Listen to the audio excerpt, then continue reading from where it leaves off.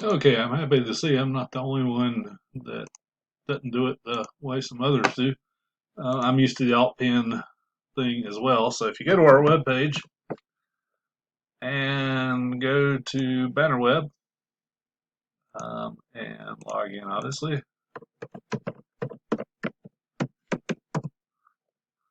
and Bannerweb does me like that from time to time, and I love it when it does that. It just makes my day. Try it again. For some reason, going back and doing the exact same thing often works.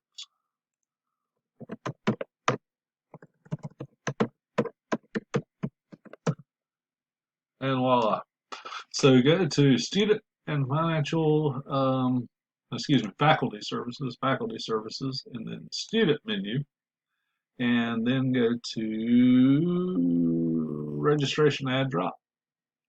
And of course, choose summer, hit submit, and you can look them up here. So, for instance, I've got one named Peoples I'll look up, and I'll pick her out, hit submit. And you do have to have a birthday, and I've got that written down. And you can get that out of InfoFusion, or you can contact the student and then just simply put the CRNs in here and submit changes. No alt pin needed, but you do need their birthday.